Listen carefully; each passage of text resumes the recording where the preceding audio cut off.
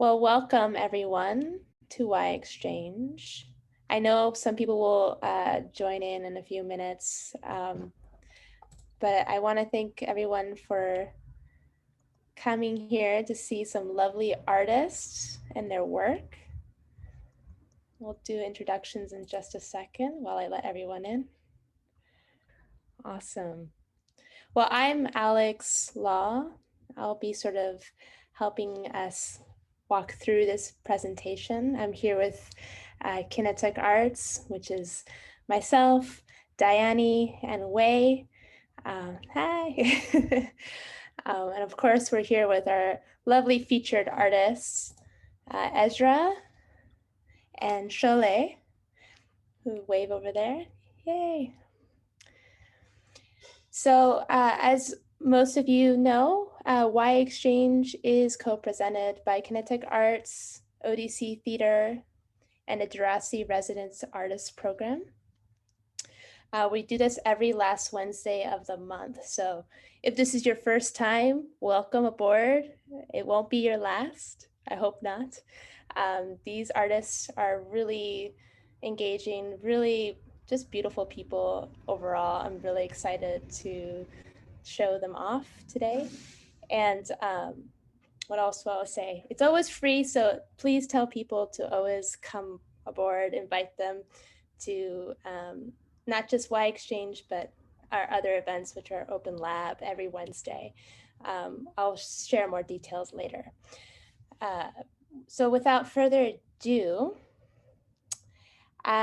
this event is recorded. So this is a public event. So if you do feel uncomfortable with that, please feel free to turn off your camera. We use this sort of as a record for the artists to show off their work wherever they go. This is really good material for community and art-driven community work.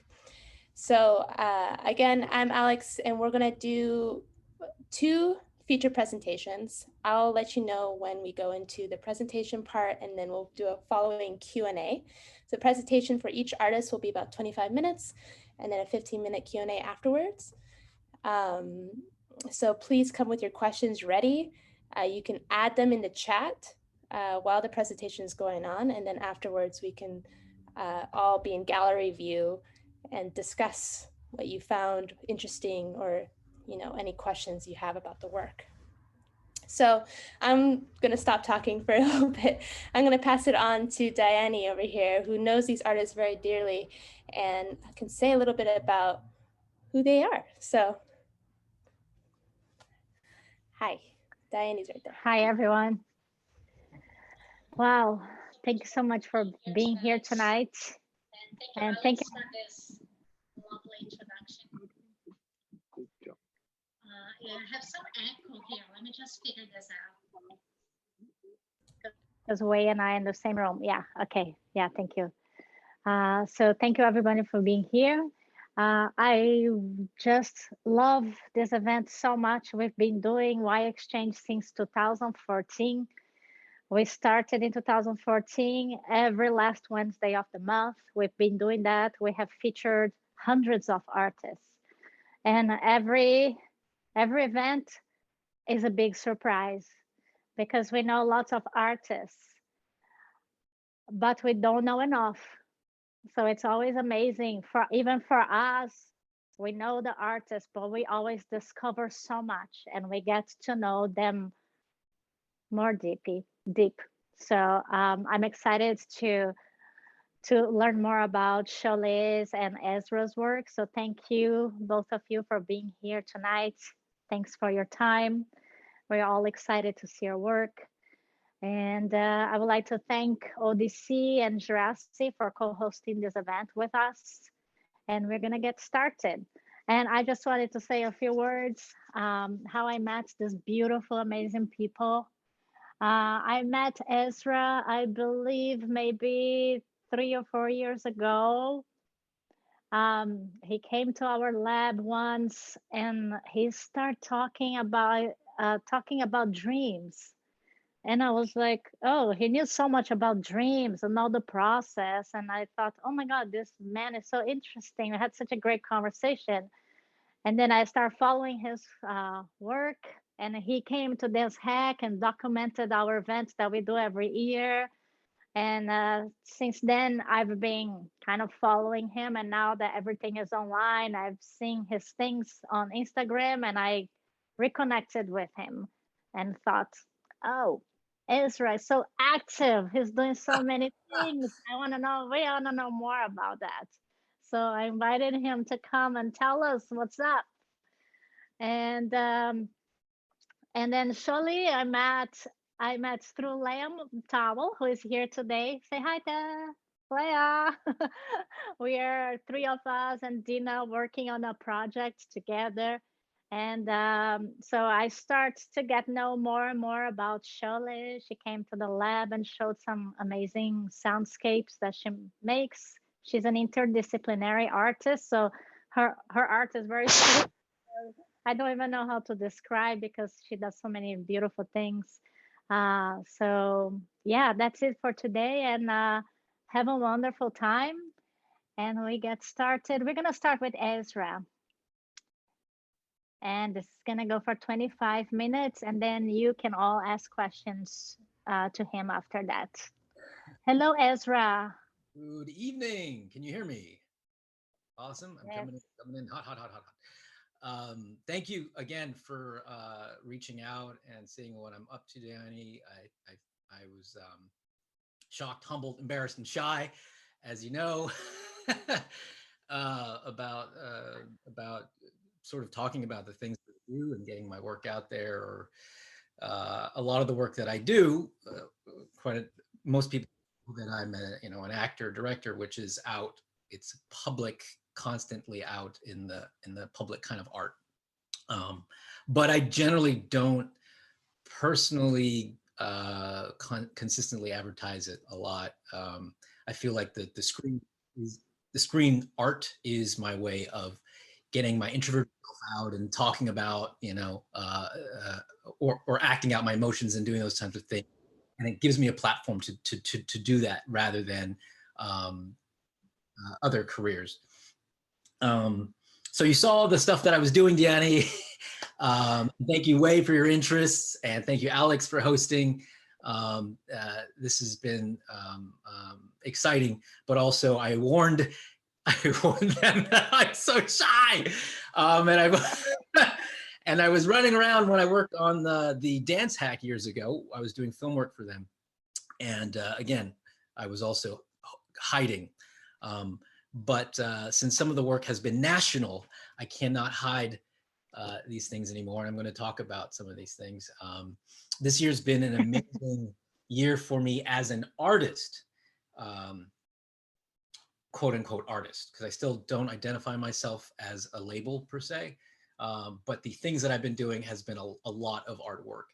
And the pandemic, the shelter in place has made me really sit my ass down and look at life and look at what it is that I've been doing, why I'm doing them, why I'm choosing to do the things that I'm doing, why I'm choosing the art that I'm doing, why I'm choosing to live the life that I'm choosing, and what are those distractions that I'm putting in front of me in order to not maybe over the edge with all of my energy and choose every artistic path that I do. And I think that the pandemic really forced me 2 months in to, I try to meditate, I try to surf, but I still, it took me a couple months to just sit down and go like, oh my God, like there's nothing else to do per se, as far as jobs. Productions went down, film productions went down, everything was closed off, of course, and rightfully so for our health. But not working and figuring out how I am going to deal with the sudden stop of visual expression and screen art.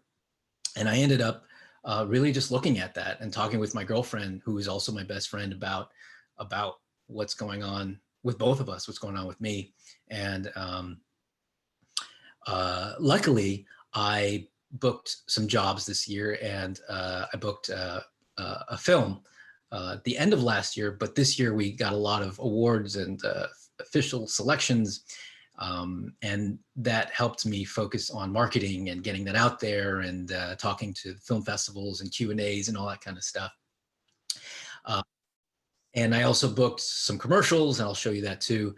And then I started, and that helped me also look at how I'm living my life with a different perspective and the importance of perspective, the phenomena of perspective, and putting the phenomena of perspective in my mind and what that really means for visual artists.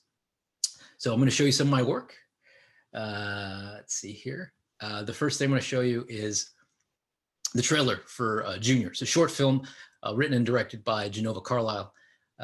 And I'm going to share my screen with a lot of people. Here we go.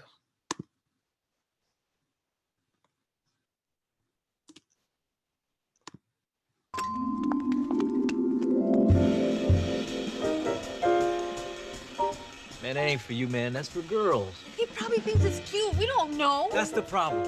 We need to know. He's a kid. It's a toy. He wants it. I'm not depriving my kid of nothing.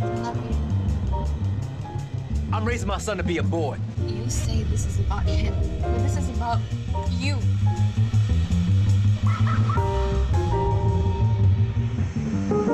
Junior, did you find something you like?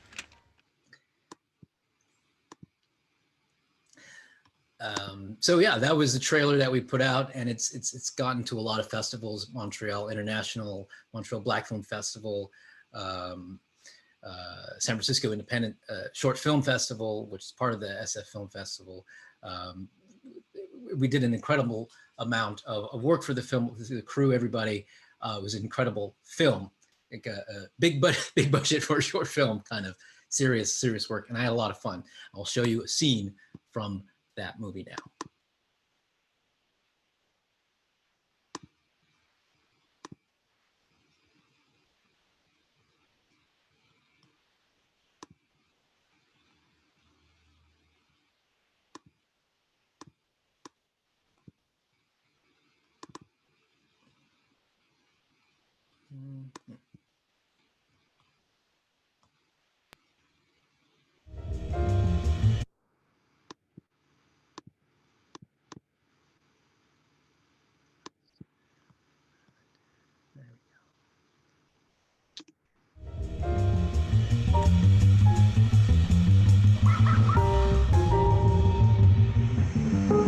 Junior, did you find something you like?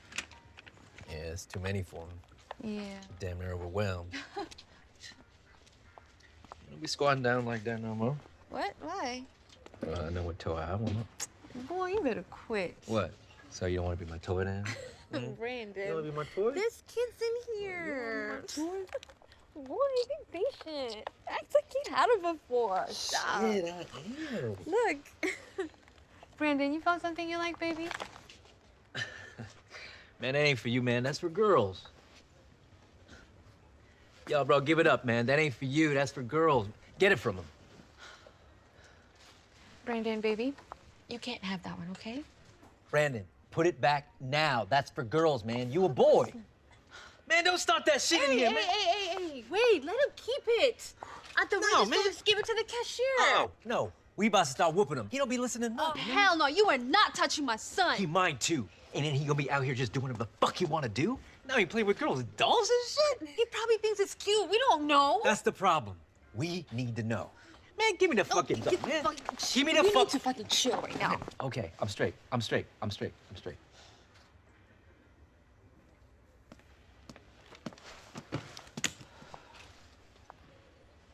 Man, take that shit from him, man.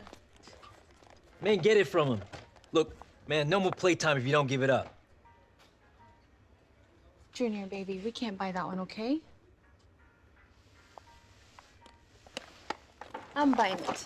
No, you not. How you gonna tell me what I can or can't buy? Boy, I got my own money. I'm telling you what you can't buy for my son. I don't see what the problem is. What is wrong with you? It's a girl toy. I don't think gender really has much. Bitch, shut the fuck up. This shit ain't got nothing to do with you. Mind your fucking business. You're gonna talk like that in front of your son?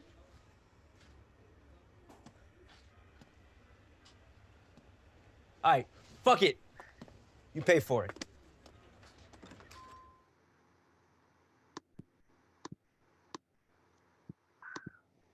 Okay, that was, yeah, it's pretty heavy stuff. That was the first time I actually showed the scenes in public, because every time you had to, if you wanted to see the film, you had to actually register and get a ticket for all of the film festivals. I figure I'd give you some of that. Here is, so we actually, just as I showed you this, we just got into the, looks like the LGBTQ film festival. That just came out like just now, official selection. So that's always great. And that's what kind of the theme of the film is. And the father's sort of ignorance and his way of working through some of his ignorance. On bigger, brighter notes, I booked a Michelob job for the NBA and Microsoft, showing Microsoft technology, Microsoft Teams technology. And so NBA, Michelob, and Microsoft got together and was able to bring courtside visuals to the home screen. So it's kind of like it's Zoom, but it's with Microsoft technology. And I'll show you that commercial now.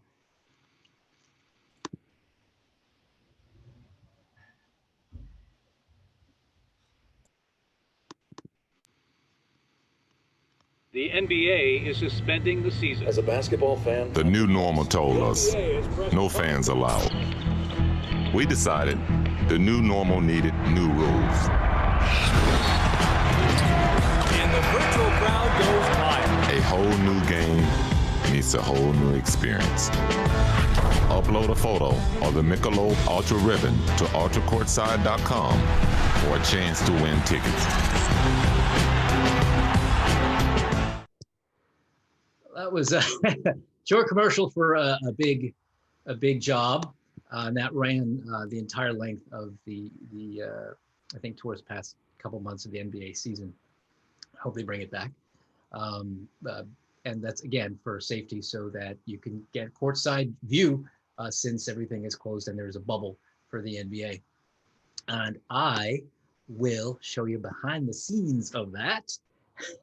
Which is what a lot of people want to see, which I am horribly embarrassed about showing.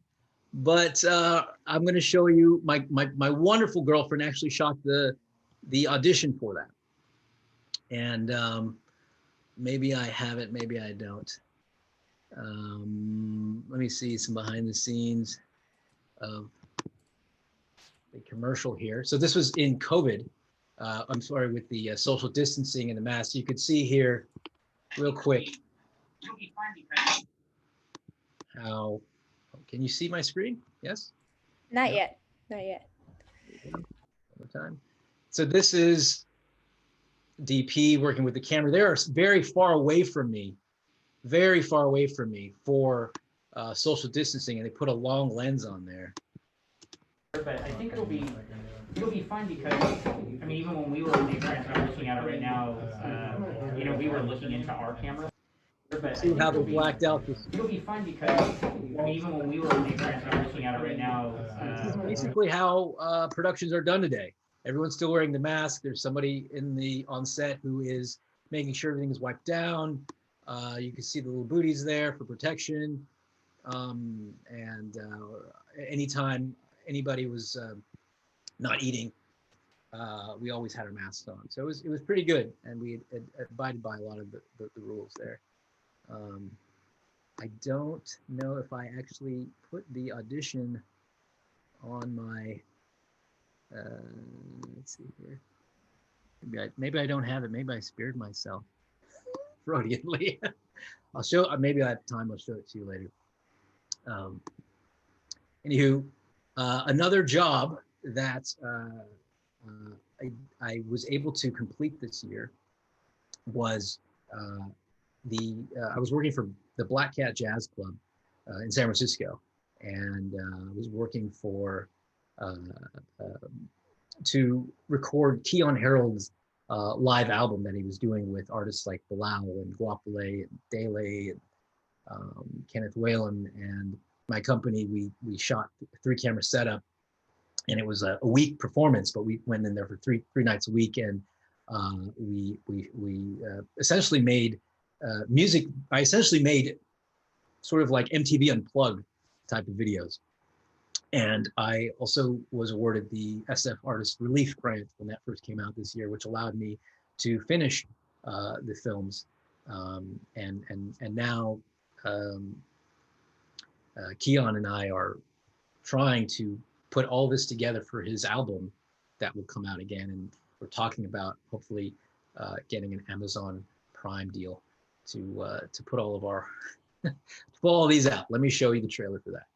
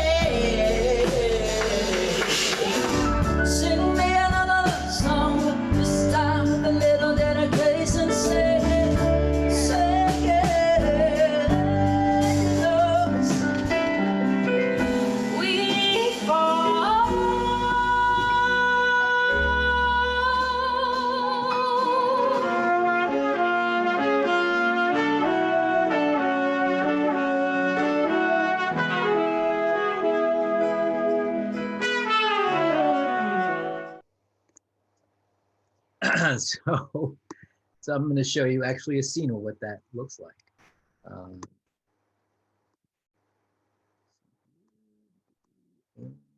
Got Keon Harold and Guapole.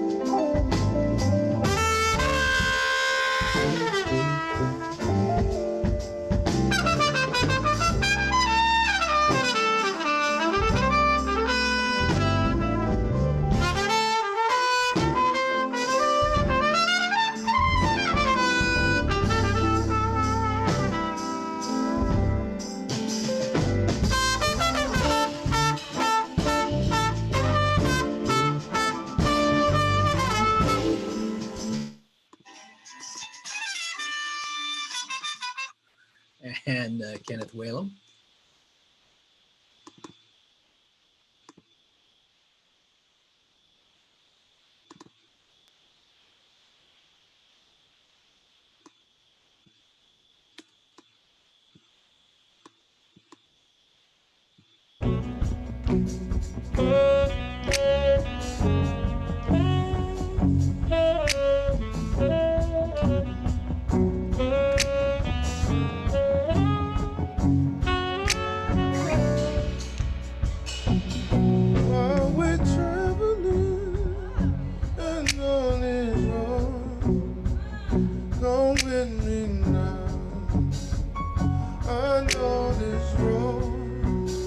You've been lost for so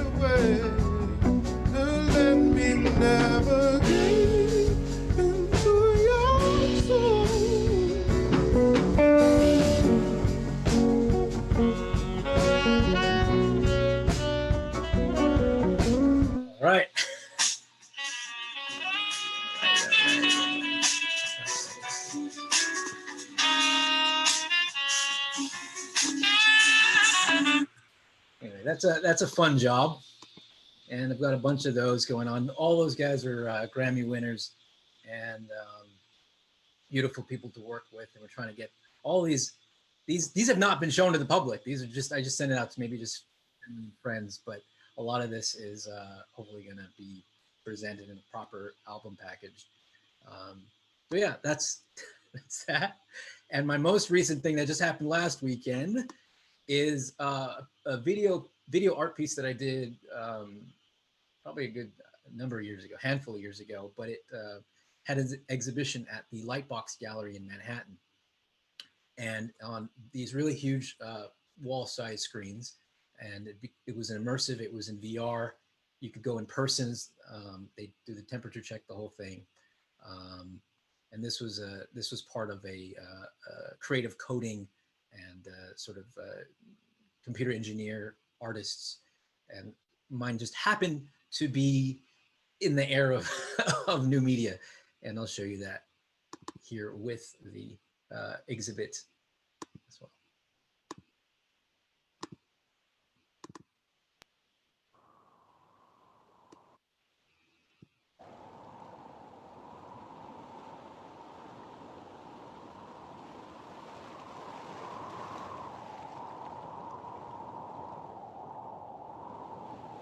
You can see on the bottom right,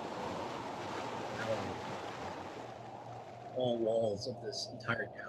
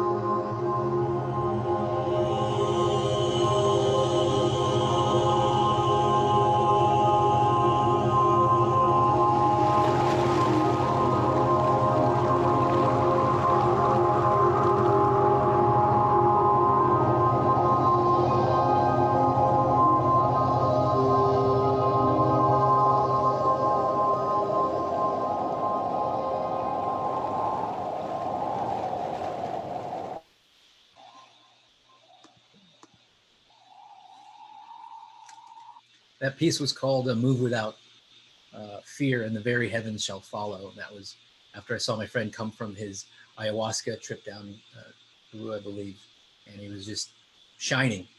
And that was at China Beach in San Francisco, and I took a bunch of stills, and I did a lot of my own sound design and overlapping footage and photoshopping and everything to make this thing. And I gave it to him in a actual visual video painting, like a digital portrait, and I painted on the actual screen in acrylic, and then I give it to him, and you could play it on a big screen. You could have that installation on his, he had it in his kitchen for a while, which was nice. So yeah, those are all my videos that I'm going to show. I have 5 minutes left. I thank you for your interest in this. I really appreciate it. Kind of makes me realize, oh, I guess I have been doing stuff, you know.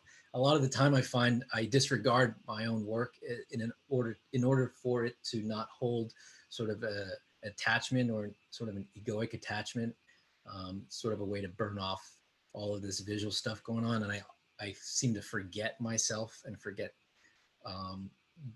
that I'm like a working artist, quote unquote. So I do appreciate all of your interest. It's very kind of you. The last, quickly, I've been painting, and this is something that I don't get paid for. I volunteer for Persida Eyes sometimes doing the murals in San Francisco, and at home I do lots of oils. And I'm gonna quickly show you the stuff I've been passionate about. I've been working on perspective. At the beginning of this pandemic and shelter in place I've been studying with a Himalayan monk for a number of years, and I'm in agreement with him. He says that having perspective is the most important thing we can have right now through this situation that we're going through.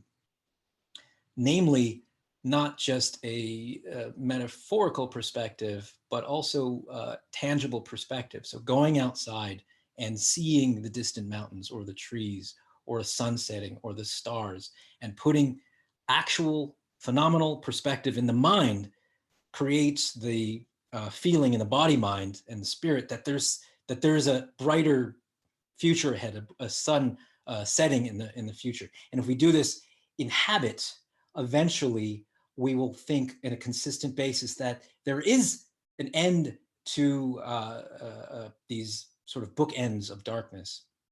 So I've been kind of screwing around with perspective. This is one that I am working on. This is a large canvas here.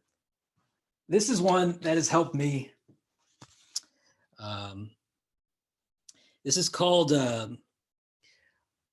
Untitled. What I don't know is this called. I'm gonna show you this here. Here we go.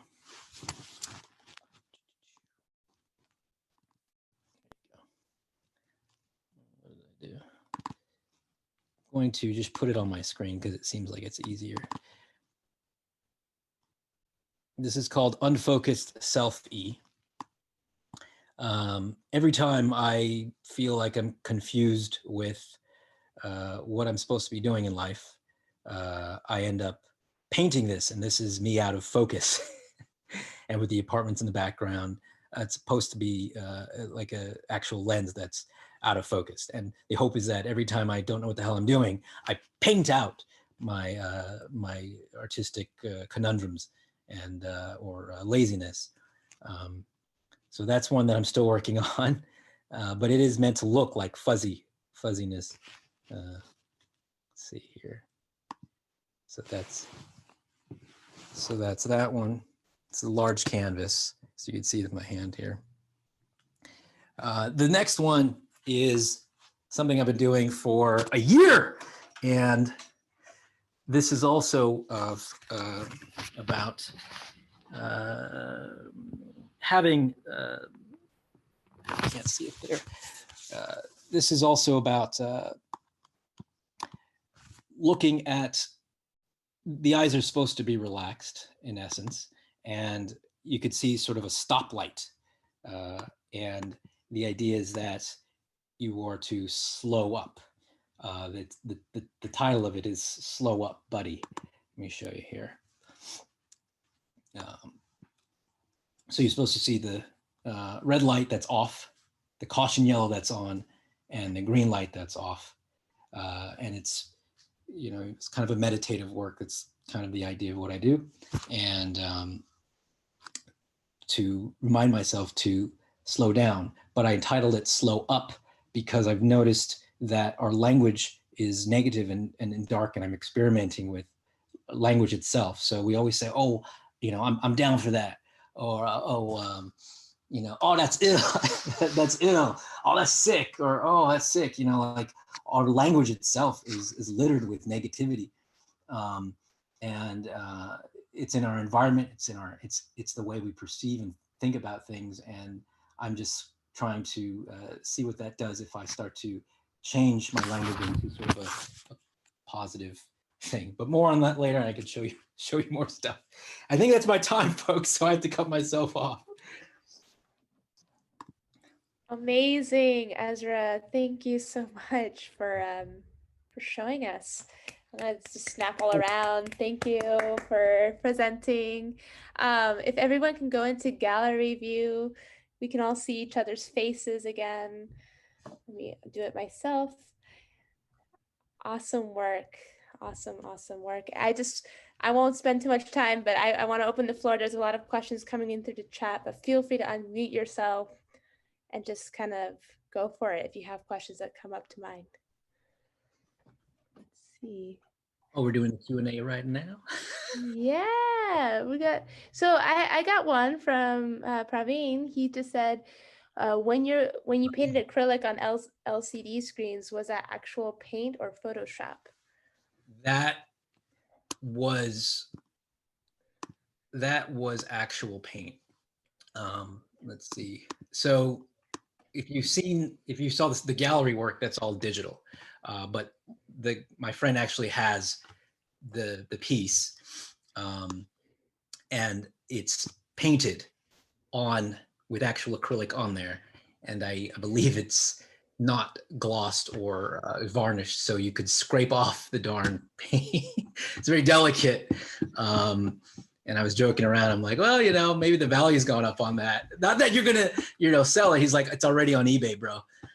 So, like, I know he's kidding, but it was fun. It took me actually entire summer years ago when I was at home monking out, got rid of my phone, and made that piece for him. Acrylic, I don't recommend paint on screens unless you know that you're gonna keep it away from kids and away from things that scratch against it. Varnish it works a little bit, but it's not, the two don't go together. You can maybe gesso it a little bit if you're interested in doing that, and that provides a grip, sort of a clear white gesso, acrylic gesso. Amazing. Now, Praveen, he does a lot of film work as well. So I'm Cool. curious, do you have any other? Good question, Praveen. Yeah, that's a good question. Yeah, well, just congratulations on your film festival thing today. Thank you. It sounds like really interesting festival. Yeah, we have the Afrofuturism track for our film festival here in Miami, the Miami Sci-Fi Film Festival. So nice. If you ever do anything in sci-fi, hit us up. Yeah, so. I would say majority of my time this year is actually writing at night at 2, 3, 4 in the morning every night on a sci-fi film. So that's get out. It's awesome. That's the hardest part, is I can't show that, or I can't really even talk about it, but I've been working on that for several years. And that's what Shelter in Place has actually got me to do, to develop artist habits of promotion, artist habits of sitting my ass down and writing, and just figuring out what is that what am I doing? Just hashing it out. Yeah, it'd be interesting to see like how your San Francisco-based writing reflects, because I noticed like each within the African filmmaker diaspora, there's different like genres. Like we get a lot of, like the Caribbean, for example, is surprisingly a lot of anime. So you see like Jamaica and space a lot type things, and then in Africa, it's a lot of actual documentaries. I want to see what the San Francisco genre is. You might be the first. I don't know. I hope so. I do have a partner. We've been working with the San Francisco Film Society, and that's been fun on some of the projects that he's been doing. And so I'm in that world, and eventually I'll try to. That's awesome, man. Congratulations on all your work. Looks great. Anything? Ask me anything. It's fine. I'll figure out how to. I have a question. Ezra, amazing work. I'm really a huge fan. But it was first time I found out that you actually both stand behind the camera and in front of the camera. Yes. And can you give us some perspective of how you drift from behind to the front? What's the difference? What kind of perspective it gave to you? The perspective, real quick, I grew up acting since I was like 6 years old. My sister was in it since she was 4. I follow along. You should see some of the headshots that I look like a deer in the headlights, just like, what's going on? Doing the headshots. I didn't know what the hell it was, but I ended up working in film and doing castings and all that stuff. By the time I was, I also grew up I grew up Jehovah's Witness. And it's a very Orthodox Christian religion, and I'm not anymore, but I found that I was so focused on that, and I was being sort of groomed to be a pastor, or they called elders there, that I didn't, and I acted on the side to make cash, but it didn't dawn in my mind that one can be a filmmaker, that one can be a director. And I went to film school. I went to SM University to study film history, film theory, directing, cinematography, and I've done it all. And I excelled in school, and it just turned out in this universe that all the acting helped me work with actors and know the films, and I've seen great and I worked with great directors in my life, and the reflexism of being behind the camera and in front of the camera is when I'm an actor, I know to not look in the lens and things like that, but I also know for me, it's a freedom to just be that character and to stop being a director. That's a huge task. And to let the director tell me what his thing is, what her thing is. And when I'm a director, I really treat and view the actors and models in front of my camera as my children, because I believe they're vulnerable. The emotions are out. It's raw. There's a ton of people looking at them, and I really try to focus so much on just creating our little world. And if not, I try to get the whole film crew to make the movie with me, and that's always fun. I think that's why I'm in the movie business. Yeah. I really do. I love movies, man. I love movies, and I'm like a quiet film geek. I don't tell a lot of people that, but I know a lot of film theory and history, and I'm moving into the fine arts now. I started repping a couple of painters in Belize as their agent. But I think as I get older, I'm starting to expand more of the visual knowledge. And I think for me, acting is a job. Honestly, it's a 9-to-5, and I can make money at it, and it helps me work on the other things that I want to do, which is painting and directing. So yeah. Beautiful. Great question, Wei. Yeah. Thank you. It made me look into myself, Wei. We have time for one more question. If anyone wants to shoot at it. Look at all these beautiful faces. My gosh. I know. They're gorgeous. Everybody. Oh, there's Krishnan and David I've met. Alex I've met. Lauren is lovely there. Seen some answers. Kurt, did you want to say something? I feel like really exposed even asking this question, but like I'm really fascinated by your relationship to introversion. It's embarrassing because no one believes me. Right. Yeah, and I get it. And I sort of don't, but I also think it's because we don't really know what those words mean, and I think you know something that we don't know about that. And like what the image that came to me is that you look at your life and your context like as if from the point of view of your soul. True, yes. Let the soul draw what it means to be an introvert or an extrovert. And like draw yourself as the introvert and draw yourself pretend you're the extrovert. And like what's really different in that picture or that painting, So I'm just really curious because I think there's a lot of us who go through various kinds of healing processes, and that whole introversion, extroversion thing is really central to it. And I think it's entirely misunderstood.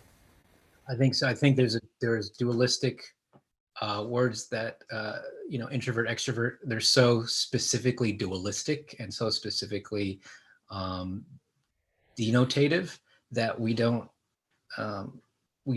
give credit to the fact that there's such a complex psychology to a person who needs to recharge by being by themselves. In fact, gets energy by being by themselves consistently, doesn't want to talk, email, text, phone call, nothing.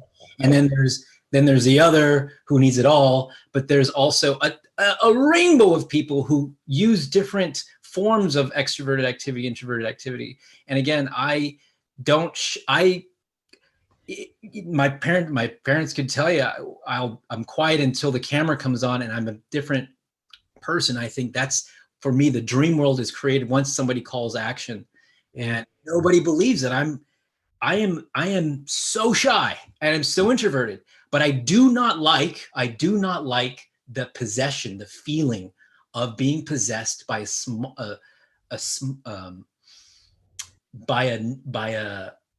shy notion, or it's like I don't like the feeling of anger. It feels like demon possession, and I try my best to work through the things that keep me from limiting my humanness. And as soon as I feel anger, it's not like I passive aggressive. I look at it. Why the hell do I feel that way? Or why the hell do I not want to show my work? Why the hell do I not, I look at that. What is it? And keep rooting at it. And only through that does it appear that I'm extroverted. Only through my talking with my energy does it look like, hey, I'm out here having a good time. Oh yeah, I'm a party guy. I mean, at a party, I'm cracking jokes. People are like, it's hilarious. Oh, who is this guy? And the whole freaking time inside, I'm like, I want everybody to be happy and I want everybody to be cool. And yeah, hey, are you happy over there? Because I'm coming right over, that's an insane notion to have. That's insane. It's insanity. And I believe a lot of us in this Zoom are like that. That we use an artistic medium, a plateau, in order to turn our inclination or our behaviors that were so easy to do into something else. And we use our science technology, we use our forms of therapy in order to be something else, so that we can friggin' live like the human beings we so desire to be. Yes. If I had money, I would commission you to do a piece, to paint a piece on that theme of revealing the structure of extroversion and introversion. If you're cosmic form. Hey man, if you're there to give me a hug and wipe up my tears the entire time, I'm all for it. Please, Ezra, you've been talking about this for years. Hey! I definitely want to see this art piece. I know that, I relate to it. We both are similar, but I would love to see it not be binary and showcase that it is this spectrum that we all move across based on context and the content. It's a conversation. So thank you for just highlighting that. Thank you. I haven't talked to you in quite a while, Christian. Christian actually owns two of my paintings. Stole one. One's right behind him. I did not steal it. All right. I gave him but he's been really good. He has a painting of mine. Right there. It's that. It's really beautiful. Yeah. Show the full moon. If you guys can see the full moon, that's one of Ezra's paintings. Right there. That one. Wet on wet. Oil. Oh, beautiful. This one here is Ezra's. Wow. There's one in his bathroom. It's in my bathroom. Essentially told me to stop painting, and he says, "You're finished," and to repaint it over again. And in Christian's way of therapizing my way of saying, "Look, we're going to put this out there, and you're going to be responsible for coming out." Yeah, we had a lot of great conversations about it, so it's wonderful to see it come back around here, Ezra. Yeah. Wow. Thanks for that. Thanks for that, Christian. Thanks for calling me out.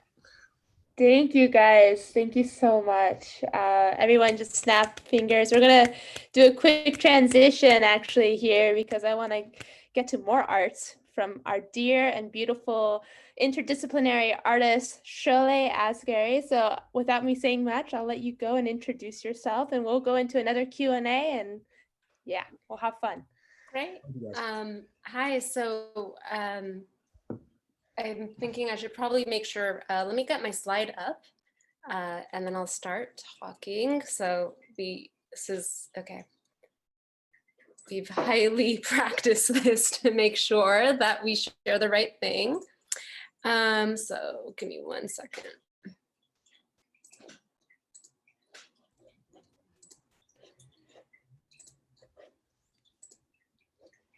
All right, everything should be working now. Oopsie, what did I do? Okay, so I just want to make sure is everyone able to see this? Yes, we are. able to see Okay, it. great. Awesome. It's not in full view yet. Okay, right, yeah. So I'll go on and hit that. Hi, everyone. So yeah, why don't I just go on into that now?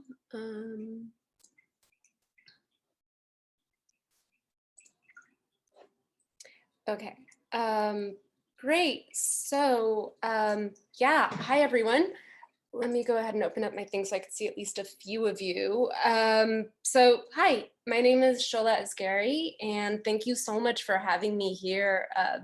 This is really wonderful to be in this conversation, to share the space with Ezra and Y Exchange for bringing me on. And also, I think none of this would have, I think a lot of this goes through, I think also how I've gotten to know Dai in the last few months, I would say. So I'll just kind of jump right in to try to keep within time. So my name is Sholeh, and I'm an interdisciplinary artist, and I work with sound a lot. So yeah, and I mentioned that even though I'm an interdisciplinary artist, but I've just been working with sound so much, and it's been part of so many things that I'm doing. And my practice, I would say, has a lot of different facets to it. And I would say, yeah, it has a lot of different facets to it. And as facets that reflect a whole, I would say that no single part exists without my movement through it as a full embodied practice. And that is actually quite difficult right now. I think it's hard to have a conversation about our work without addressing that. Yeah, also I was wondering, Ezra, how you do it, working on these, large projects and these, that are really, there's so much collaboration that goes into it, and sort of physicality to it, to film. So I was deliberating on what works to share with you tonight, and so I decided to share selections from my previous projects and maybe some, I don't know if I'll have time for like some ongoing projects, rather than to focus on my most recent work, which is very sound and video heavy, thanks to when this year turned into March, and for however long it will continue. So I thought I'd start with this sound performance video first. So let's make sure I can, and I might need your help a little bit here and there to ask you if the sound is okay on it or whatnot. So I'll just go on and hit play for a second.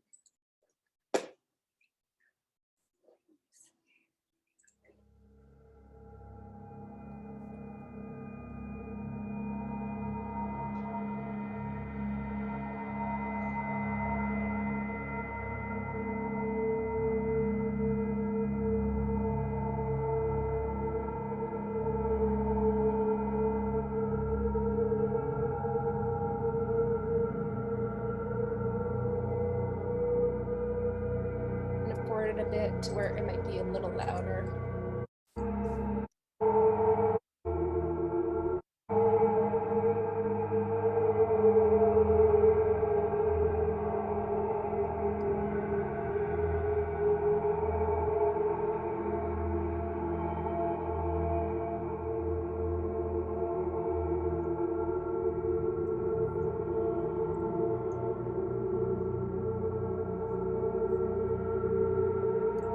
So if I talk over this, is it distracting? Okay, and then I also can't really see you right now. So great, so I'm getting a no from my fiance who's across the room with headphones. So awesome, thank you. So many of my sound performances make use of repetitive actions and improvisation and objects that relate to the histories that I work with, and in a sense, essentially creating a sort of a ritualized feedback loop. So most of these,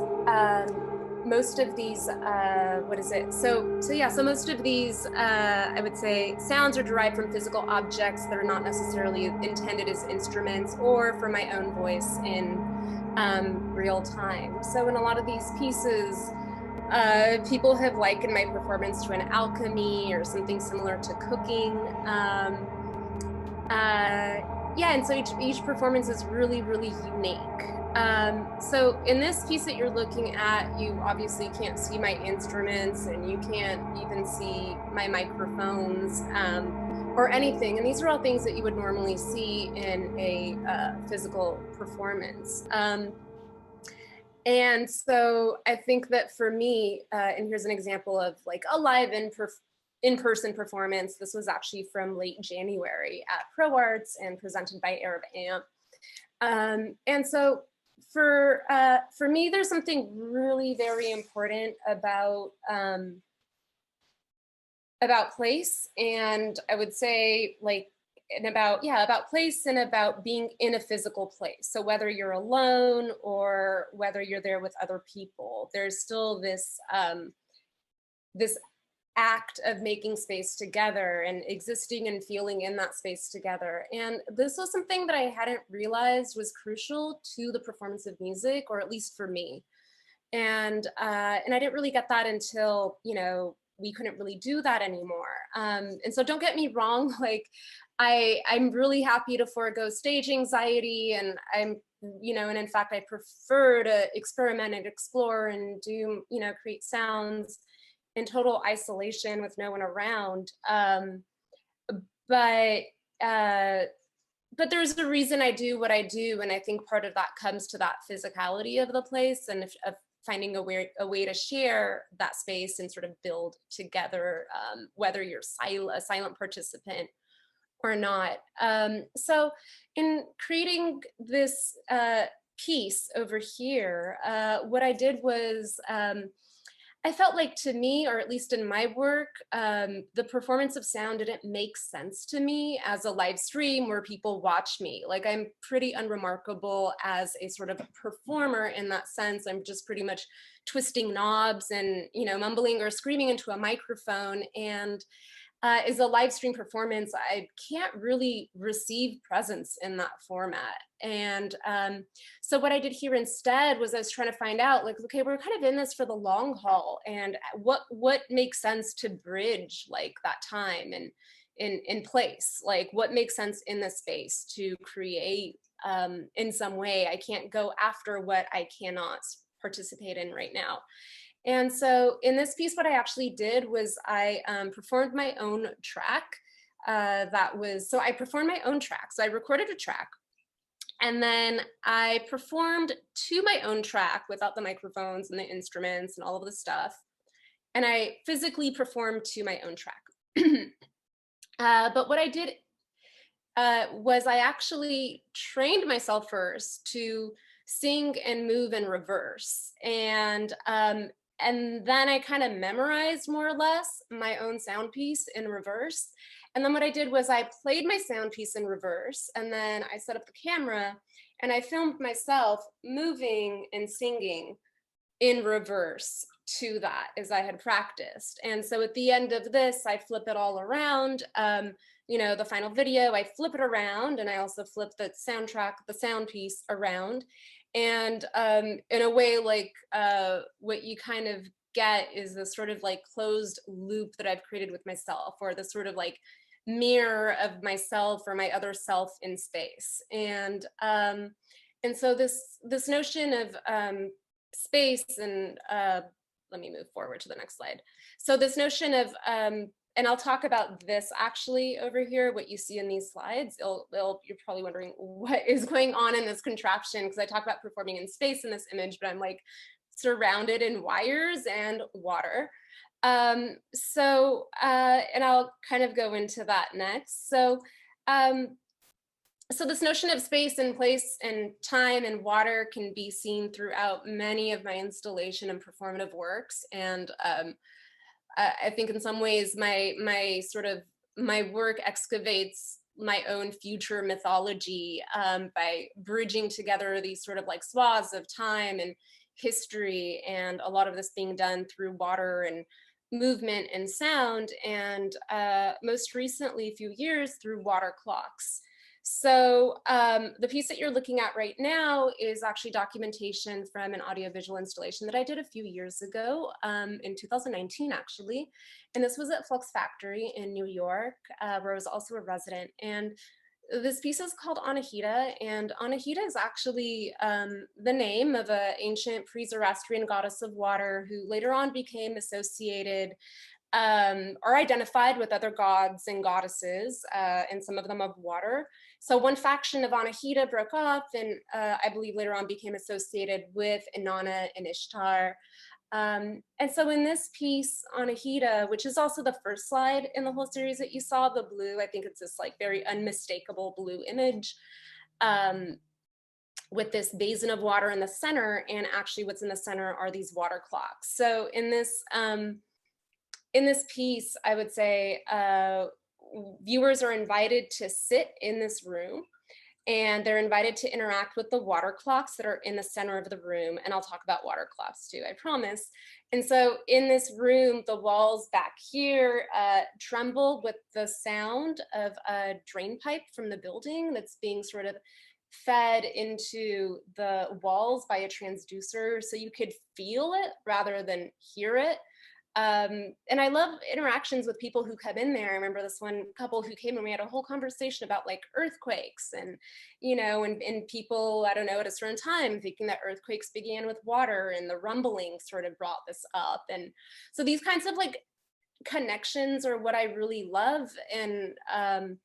And they really exist when you're in a space experiencing something together. Like everyone brings their own bridges of time and history and experience and culture and the way that their mind travels through things and spaces. And being able to sort of like wander through these places together is just, I feel such a treat. I work like crazy because I'd much rather be doing this, even if it means I make, you know, very little in certain ways. But anyhow, so sometimes I kind of joke that, gosh, like in this world and, you know, with like capitalism, like this is, I guess, the price that we pay is just forever working and sort of being squeezed to do this thing that we want. So in this piece though, on, you know, the water in the basin cast these reflections onto the ceiling. And actually I have a video of documentation of it. And I'm actually going to turn the volume maybe a tad bit down on that. And here we go. So I'm going to just kind of talk over this a bit. So in this piece, okay, turning it low. Great. Okay. So in this piece, right, so the water reflections are cast onto the ceiling, and everything in the room is painted in 18% gray, which is a nod to a sort of whitewashing of history through technology, which relates to photography, which is a whole nother aspect of my practice and what I generally teach and have been lecturing in forever. And if we have time, we can get into that later, which is one of the more recent projects I'm working on. So here's a water clock over here. And so water clocks were one of the earliest ways to tell time. And they actually existed prior to the numerical clock, or to, you know, these like numbers. The way that water clocks work, in this specific water clock, there's a small hole in the bottom of the skull, and when it's placed, and it's empty, when it's placed into a larger basin of water, it slowly fills up with water, and that becomes a unit of time. So water clocks were one of the earliest ways to tell time, and they can be traced back to ancient Egypt, and there are some other records of it existing and tracing back to China around the same time as well, if not earlier. And so in Iran, which is where I was born, water clocks were used to synchronize time to the solstice, and it was also a way for farmers to keep track of how much water should go to each farm and village through these underground aqueducts, which if I also have time, I'll talk about. That's another piece I did. And so they kind of like were a way to keep track of that. And so water was very communal, and it was a celebratory thing. It was something to be shared. It was sacred. And in this piece, I'm sort of asking, what if water determined time instead of a clock? And the sort of disembodied body parts and segments can be seen as the sort of nod to this washing over of different history. So there's a lot of layers to the project. but viewers are invited to play with the water clock, sit in there, lay down, do whatever they want to do. So here's another section of the exhibition, and let's see how I'm doing on time. I think I have about a little bit left, so I might skip a few projects. And then if I can, I'll come back. But so I think I have 10 minutes. Cool. So then over here, you could see the sort of room back over here where Anahita is. And over here, I had this other piece, which was, oh, awesome. I have 12 minutes. Okay. So over here, I have this other piece in this other room, and it was a 5-channel audiovisual piece called Anguished, which means finger in Farsi. And I have mirrored plexi lining the ground and sort of like shining light back into the wall. And later on, I hear that there's a term in Farsi that's sort of like water illuminates things. And so these are all things I wasn't like consciously thinking of when I was making the piece, but they were things that just felt right. And it was later on, you know, that all these other connections and avenues are made. So here's where Anguished was. And so Anguished was this roving finger that traveled between 5 monitors. And to keep up with it, you had to actually physically walk around the piece to follow this finger. And so here's a sort of like futuristic sort of image of Anahita. And so this is just a snippet of Anguished that I'm going to show.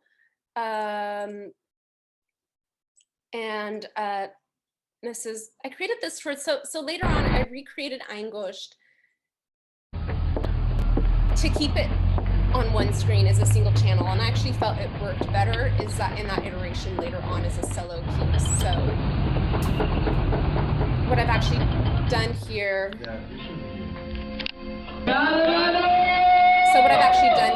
I've actually gone in and I've animated this finger to keep it still. So every single frame I'm like animating to sort of, instead of this finger sort of falling, which is how I recorded it through space, then I turned it horizontal. Instead, I'm like actually going back and I'm reanimating like frame by frame, second by second to keep it in the center. And so I was really interested in this sort of like area or aspect of sort of like technology, thinking about photography and about movement and about, you know, these aspects of photography generating in a sort of Western world of where time is thought about in a certain way. So like you know, time is moving forward is from like left to right, and it's very linear. And you know, in Farsi, I speak Farsi fluently, but I'm illiterate. I feel like I should sort of mention that just in case if anyone like tries to send me writing in Farsi.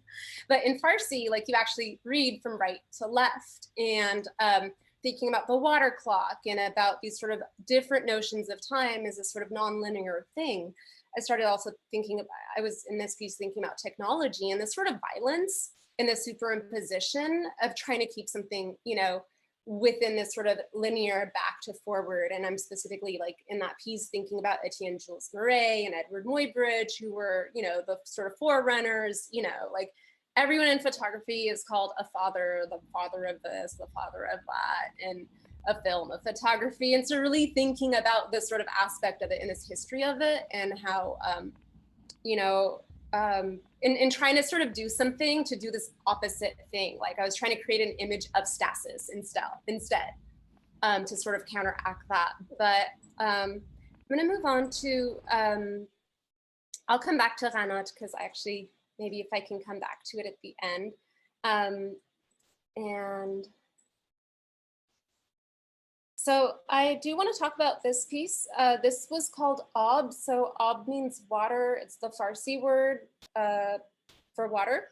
And this is 2 giant TVs. No one wants these on Craigslist anymore. So they'll like give it to you for free if you pay like $400 for a moving truck and to move it. And so I actually created this piece. It's a sound sculpture. And I created this piece for Soundwave SF in 2018. And I created it with a program. So I was able to take a workshop, or I got the scholarship to take this workshop at Stanford University's Karma Center for Research in Music and Acoustics department, or whatever over there, and I learned to write this program to work with Super Collider, which is this program. So in this piece, what happens is there's an image on each screen. So what I did was this is a photograph of my grandmother's home in Iran, and this is a photograph of my bedroom here. And what I did was I took the dimensions and measurements of each room, and I'm convinced my grandmother thinks I'm a witch now.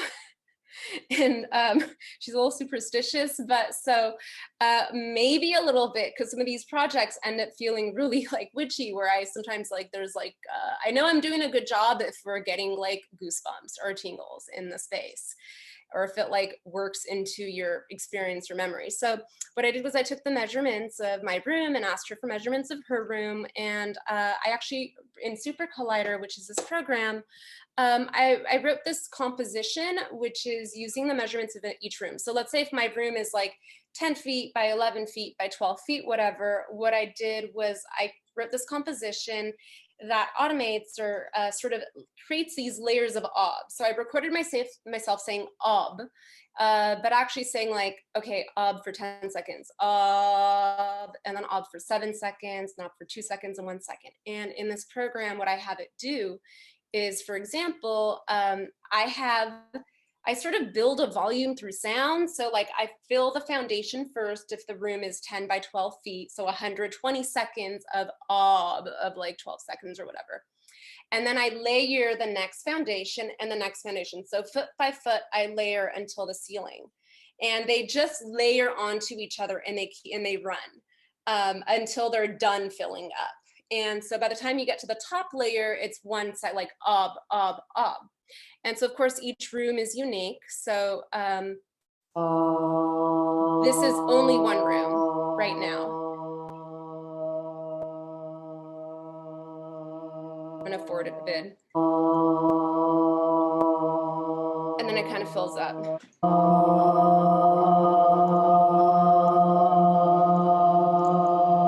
And this is just like a quick screen recording of the program in Super Collider. So it looks like this.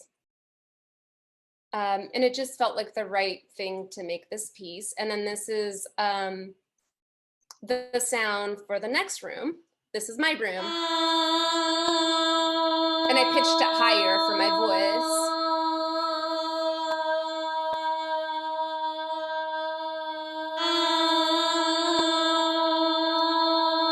And so then what happens is when I layer them together on top of each other and they're facing each other, and the only light that's illuminating the room or the screens is the light from the screens. And I have a still image, there's this flickering because they're old projection televisions.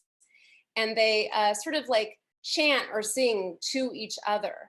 And it creates this, I'm told it creates this polysymphonic rhythm that goes in and out, and it's really haunting. And as a viewer, you can't get in between fully. You could try if you're really skinny or a kid. So you kind of have to walk around it. So there's this sort of like circling that happens when there's a crowd, that people have to walk around and circle this piece. So here they both are.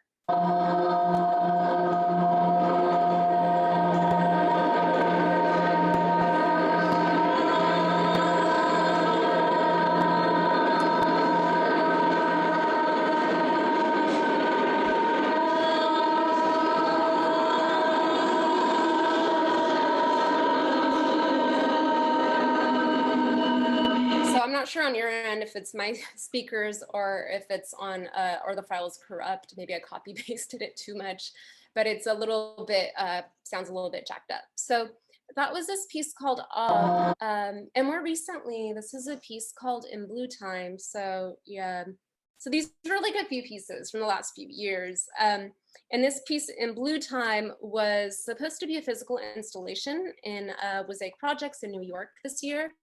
But of course, it couldn't be that. So I guess I'll talk about, so this piece also uses water clocks, except what we looked at before with the bulls, that was in inflow water clock, and these are outflow water clocks. So I have like no time. Okay, so what happens in this is water drips down. I'll just kind of play the sound for you on this one, and then I want to show another project too. So you could just kind of hear it.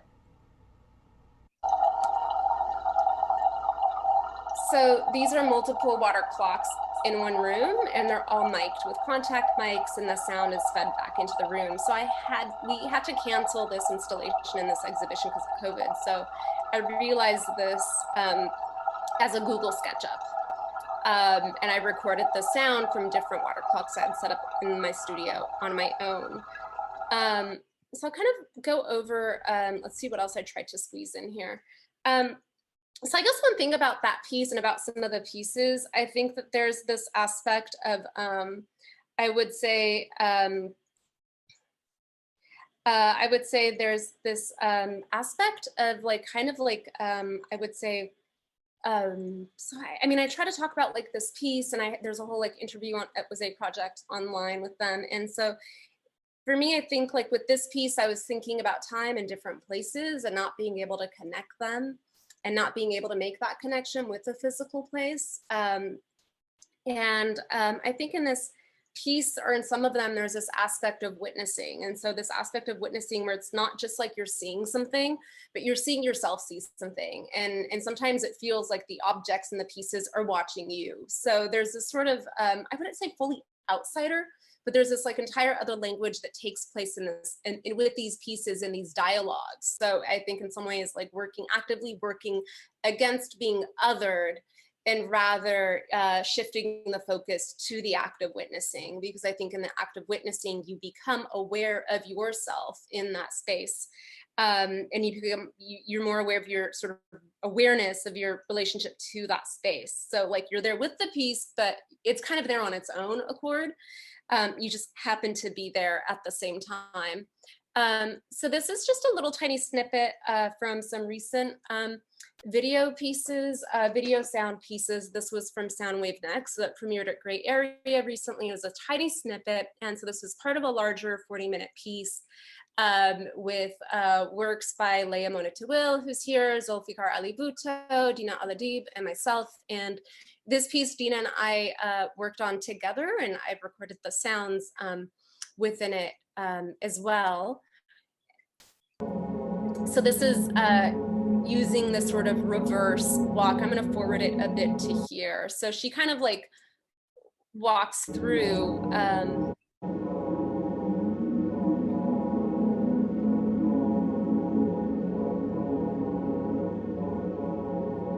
going to fast forward it a bit, and as she gets closer to the camera,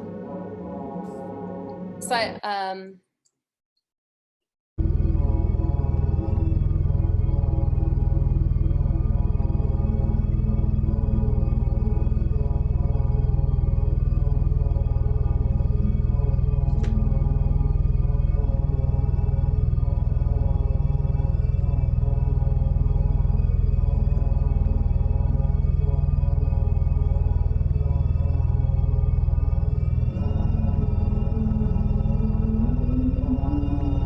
that's me.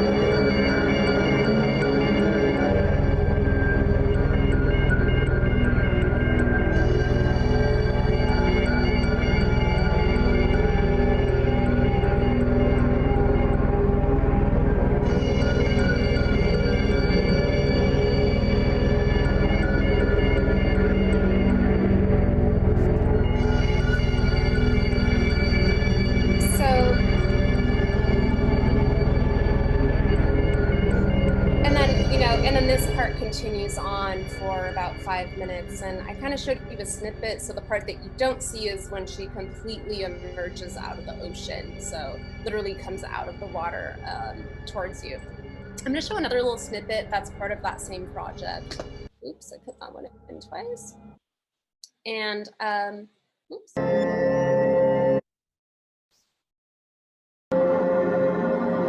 and that's this piece. So this piece was created as part of that project, and these were these sort of like costumes in tulle and organza that I created, that I sewed, learned how to sew this year, and shot against blue screen jumpsuits and background, and later on it was keyed out. So Dina and Aladib and I worked on this one together, and I worked on the sound for it.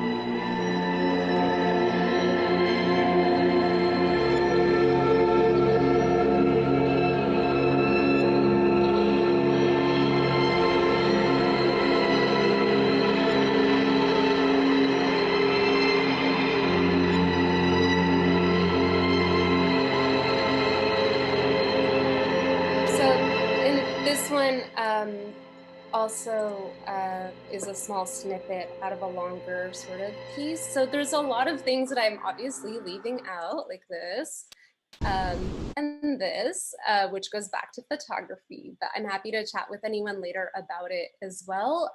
So trying to find, you know, like, as I mentioned, like my practice for me, making sound, I'm working as an electroacoustic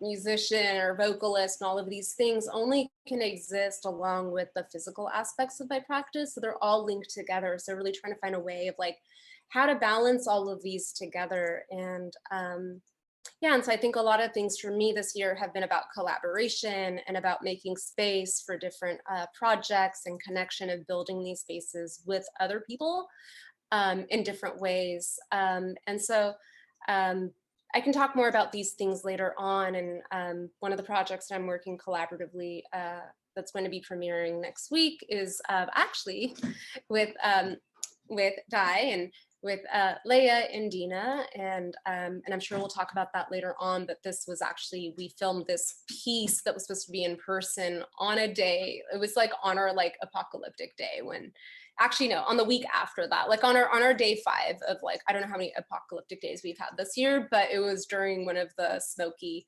days, and the smoke sort of magically cleared out that year. So finding ways to work collaboratively to create these sort of to create these spaces and sense of sort of, I don't know, interconnectedness with other people, sort of against not being able to do things in person together. I think that's just been one of the things that has really held me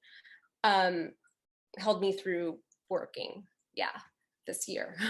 So yeah, I'll go ahead and I'll stop my screen share now. Great, so yeah, thank you. Thank you, wow. Thank you. We're probably going to go over a little bit with the Q&A. So for all that you can stay, please do stay for the Q&A. So anybody want to start off with any questions here live in the video chat? Please feel free. I'm sure there's a lot. Let's see. I also included a link to the watch party on December 4th in the chat. So please remember to check it out, join us. It's going to be really great. Diane is in it, and Sholeh and Leia is in here, and Dina, I believe, is also on this call. So please watch the amazing collaborative work by all of these artists. Yeah. I know I missed some questions, I think, earlier on, and maybe I addressed them because I couldn't see, but yeah, I don't, anyone feels, if there's any questions, I'm happy. Hey, I have a question. Really cool work, very diverse set of projects you've done. Could you talk about where you were making the sound? Like, why did you pick that word? Any meaning or any, thing that you have for that? And then also, like everything seems to revolve around time and in kind of slow motion. What is the reason why you are attracted to that style? Yeah, so to answer your first question, you had asked about the sound, why I made the sound, and which, is there a specific project, or do you mean like in general with the sound performances, or? The word that you were saying. Oh, ob, that one. Oh, yeah, totally. So, I mean, yeah, I think absolutely there's something, yeah, there's definitely a theme going. I remember someone asked me, is the work with water, like you seem to work with water a lot, like is that intentional? And I was like, yeah, I've noticed it by now.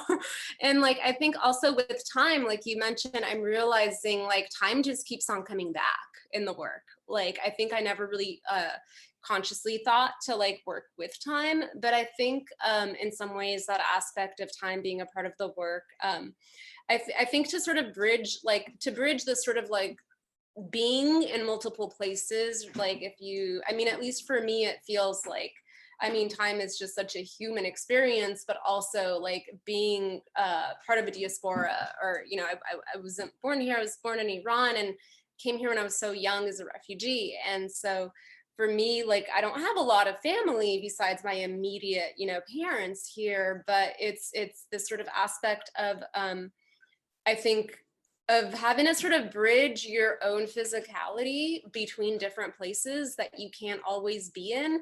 And so I think maybe I'm just kind of thinking about this on the spot, like maybe this aspect of working with time as a way to navigate that. What is time, place, or time, space, and things like that. In terms of the aspects of it being slowed down, the two pieces that you saw, like of me performing with the pink gloves in sort of this like black space, like everything else is dark, and that one piece of walking like on the water, those were both these sort of reverse pieces. And there's something about doing reverse motion that also makes it feel and look slower.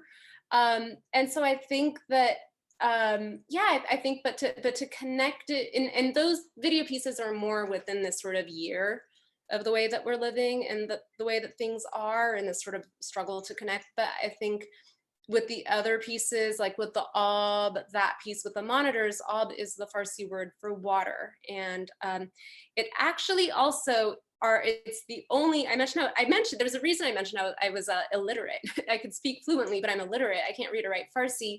Is ob is the first two letters of the alphabet. And those are actually the only two letters that I ever learned how to read or write in Farsi. And so it all felt very connected, like aleph ben, this very sort of base sort of building block of things. And so that's why I chose that. In terms of like my sounds, those are all really generated in the moment and mostly loosely improvised. Awesome. Leah, I wanted to interject real quick. See your hand up. Hey, I have a question. Hey, Leah. Do you? Oh, so many questions. But I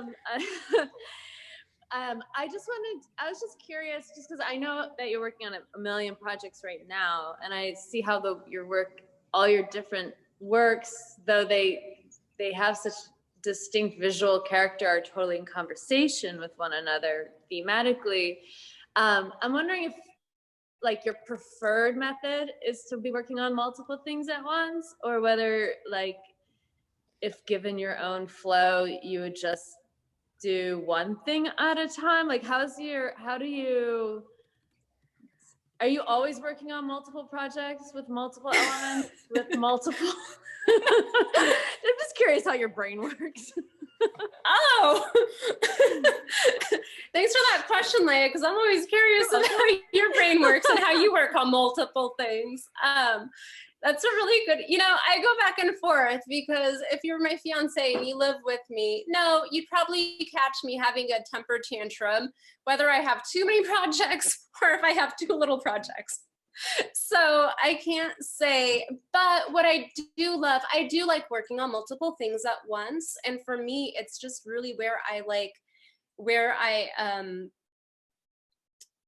it's where I find my flow. I feel like it's where I can, like, it's the way that I think. And I mean, I do have, I do actually have an ADHD brain, which I don't like always like openly talk about. But the fact is, if I only have one thing, I'm probably going to be really like I won't be able to focus. Like it has to be a certain level of like the, you know, the relationship to noise, you know, and signal. It's a different relationship. And so I need a lot going on. And I feel like it feels like the speed of my natural thinking process. And if you take like half of those projects away, or you just have me work on one thing for a really long period of time, like you're gonna be, you know, like it might look like I actually don't think very much.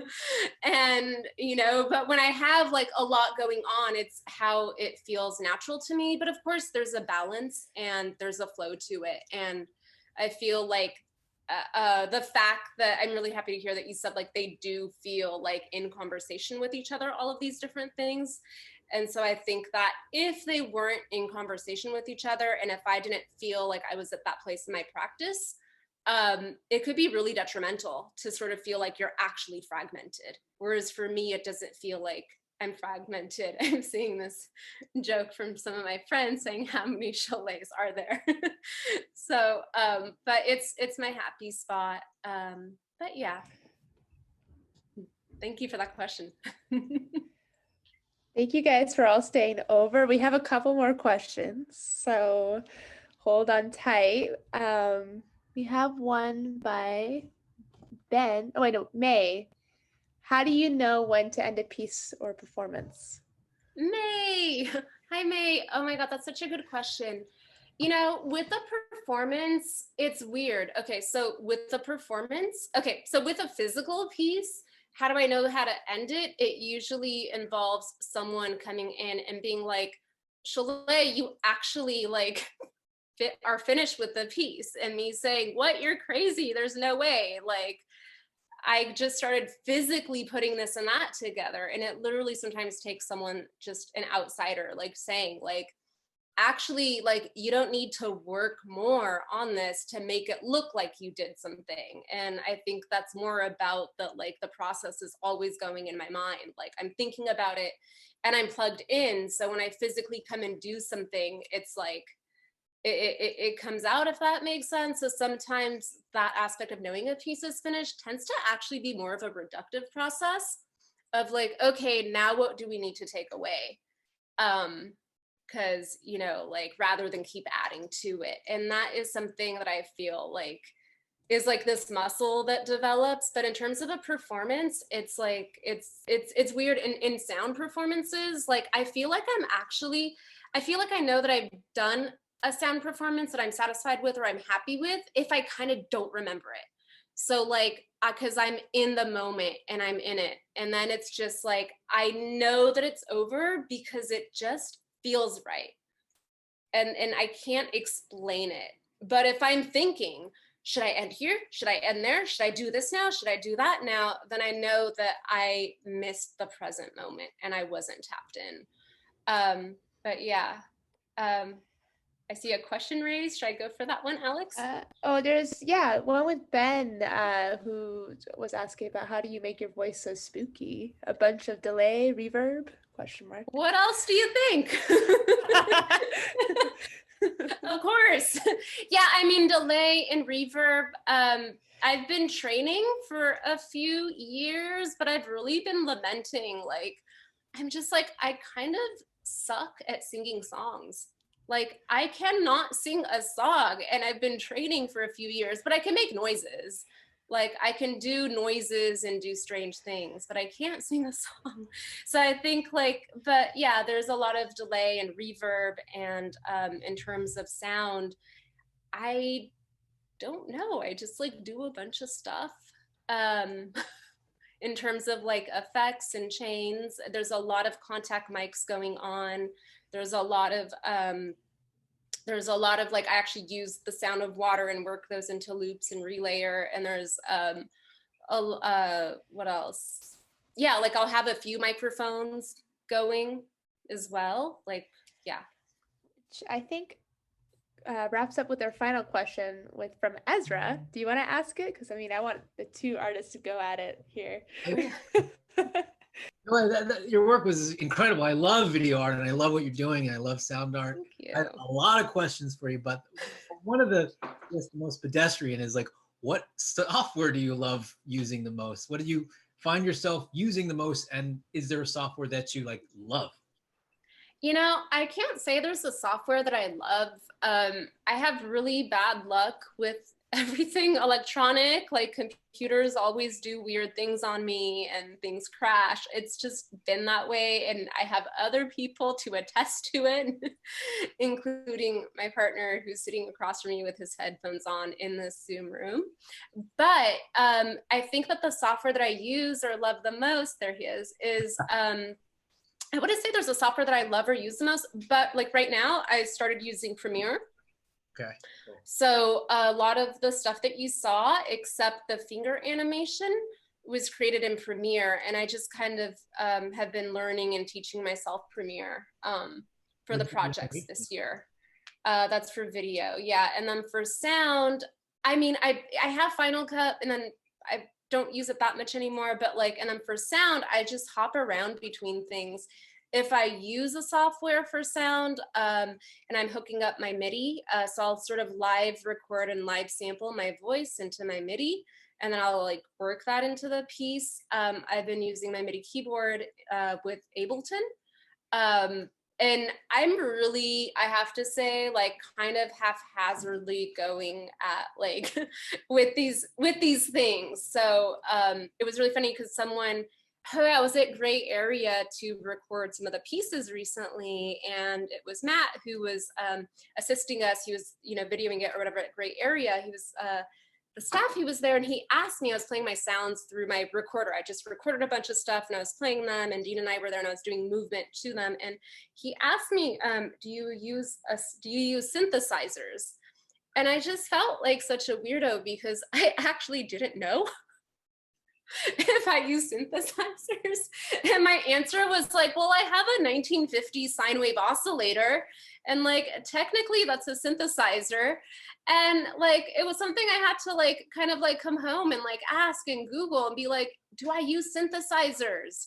So I mean, there's a lot of like thought and research that goes into everything, but there's also like I sort of just, I don't know, it's like I learn it at that moment, and then it's like hopefully it sticks a little bit. It's helpful when some of these things stick because I also teach.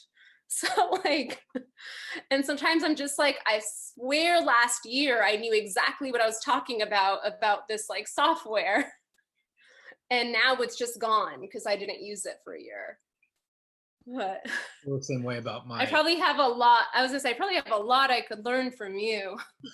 Well, I was gonna say, like, I've been under pressure by a lot of clients all at the same time, and I'm like, you know, I'm in After Effects or whatever the heck I'm in, and I'm on YouTube, you know, looking how to apply the film, you know, bit by bit, and you know, they're calling me for the next edit or whatever, and it's, you know, it's if you know, if you don't use it, you lose it kind of thing for me. Yeah, same. Yeah. I was just curious about your software, and I find your work. I mean, you were one of the first things you showed was you're surrounded by the MIDI boards and the chords, and there's like water and all. I'm like, that wow, you know, like, you know everything, you know. Beautiful, beautiful work. Thank you. Thank you. Yeah, I enjoyed getting to know your work. It was so cool to see you shift over and sort of like, well, one, I loved watching the video, the films that you work on and create, and you know, the element of music and sound being such a part of it, and the rhythm that has, and then kind of wrapping it up towards kind of more maybe towards the end with your piece of water was really cool. I was like, wow, did Ezra know? No, that worked out. Thank you. Yeah. Thank you.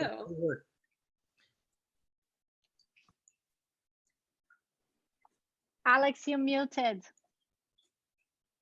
Thank you. I love that my hand gestures suggested I was talking because I always talk with my hands.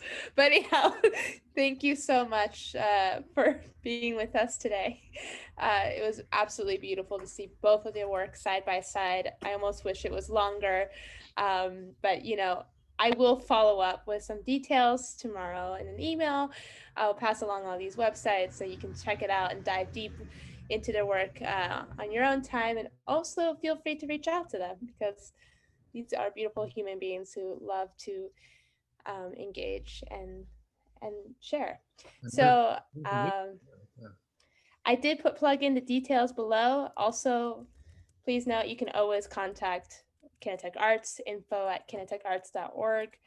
I'll put that in the chat as well. But we're always here. We're going to do another Y Exchange next month, and join us for Open Lab on Wednesday nights at the same time, 6 p.m. PST, where we do an open exploration across art, technology, science, you have it. We're always here for collaborative artists, people that are willing to experiment. So thank you for this lovely Y Exchange. And thank you all for joining us today. Thank you. Happy Thanksgiving. Thank you, everybody. Thank you. Thank you.